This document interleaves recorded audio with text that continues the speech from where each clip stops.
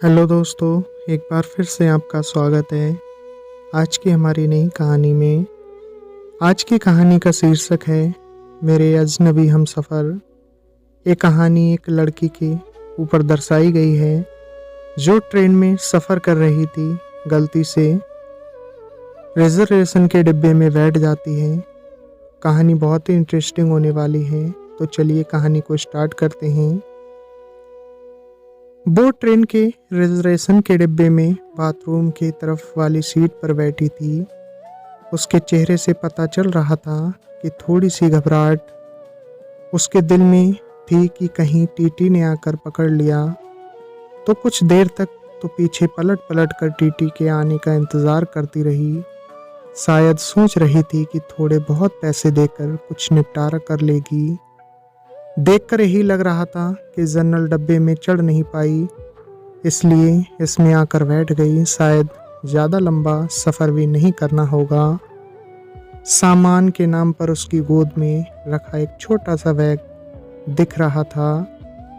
मैं बहुत देर तक कोशिश करता रहा पीछे से उसे देखने की कि शायद चेहरा सही से दिख पाए, लेकिन एक बार असफल ही रहा। फिर थोड़ी देर बाद वो भी खिड़की पर हाथ टिकाकर सो गई और मैं भी वापस से अपनी किताब पढ़ने में लग गया। लगभग 1 घंटे के बाद टीटी आया और उसे हिलाकर उठाया। कहाँ जाना है बेटा? अंकल, दिल्ली तक जाना है। टिकट है? नहीं अंकल, जनरल का है। लेकिन वहाँ चढ़ नहीं पाई, इसलिए इसमें बैठ गई। अच्छा, 300 रुपये का पेनाल्टी बनेगा। सॉरी अंकल, मेरे पास तो केवल 100 रुपये ही हैं। ये तो गलत बात है बेटा, पेनाल्टी तो भरनी पड़ेगी। नहीं अंकल, मैं मजबूर हूँ। मैं अगले स्टेशन पर जनरल में चली जाऊँगी। मेरे पास सच में पैसे नहीं हैं। कुछ परेशानी आ गई, इसलिए जल्दबाजी में घर से निकल आई और ज़्यादा पैसे रखना भूल गई। बोलते बोलते वो लड़की रोने लगी। टीटी ने उसे माफ़ किया और 100 रुपये में उसे दिल्ली तक उस डिब्बे में बैठने की परमिशन दे दी। टीटी के जाते ही उसने अपने आंसू पोंछे और इधर उधर देखा कि कहीं कोई उसकी ओर देखकर हंस तो नहीं रहा। थोड़ी देर बाद उसने किसी को फ़ोन लगाया और कहा कि उसके पास बिल्कुल भी पैसे नहीं बचे हैं। दिल्ली स्टेशन पर कोई जुगाड़ करा के उसके लिए पैसे भेजा दे, वरना वो समय पर गांव नहीं पहुंच पाएगी। मेरे मन में उतल फुतल हो रही थी। न जाने क्यों उसकी मासूमियत देखकर उसकी तरफ खिंचाव सा महसूस कर रहा था। दिल कर रहा था कि उसे पैसे दे दूं और कहूं कि तुम परेशान मत हो और रो मत, लेकिन एक अजनबी के लिए इस तरह की बात सोचना थोड़ा अजीब सा था। उसकी शक्ल से लग रहा था कि उसने कुछ खाया पिया नहीं है, शायद सुबह से, और अब तो उसके पास पैसे भी नहीं थे। बहुत देर तक उसे इस परेशानी में देखने के बाद मैं कुछ उपाय निकालने लगा जिससे मैं उसकी मदद कर सकूं और फ्लर्ट भी ना कहलाऊं। फिर मैं एक पेपर पर नोट लिखा। बहुत देर से तुम्हें परेशान होते हुए देख रहा हूं।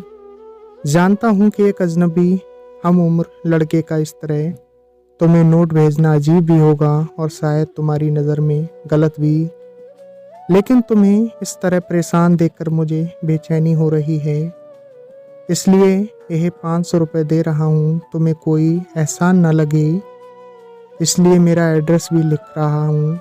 जब तुम्हें सही लगे मेरे एड्रेस पर पैसे वापस भेज सकती हो। वैसे मैं नहीं चाहूँगा कि तुम वापस करो अजनबी हमसफ़र। एक चाय वाले के हाथों से वो नोट देने को कहा और चाय वाले को मना किया कि उसे ना बताए कि वो नोट मैंने उसे भेजा है।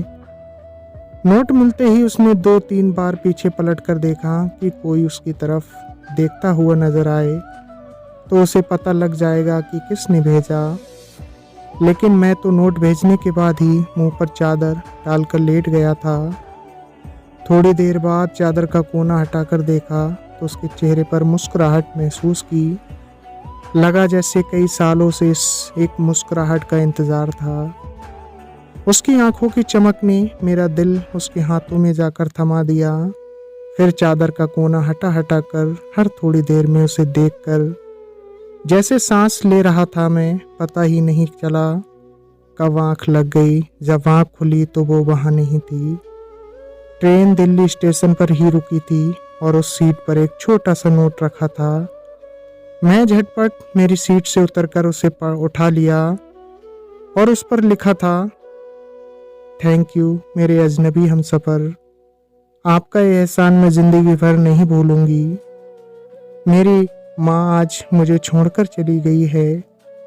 घर में मेरे अलावा और कोई नहीं है, इसलिए आनन फानन मैं घर जा रही हूँ। आज आपके इन पैसों से मैं अपनी माँ को शमशान जाने से पहले एक बार देख पाऊंगी।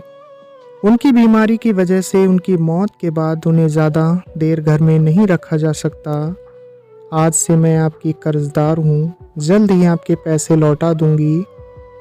उस दिन से उसकी वो आंखें और वो मुस्कुराहट जैसे मेरे जीने की वजह थे। हर रोज़ पोस्टमैन से पूछता, शायद किसी दिन उसका कोई ख़त आ जाए।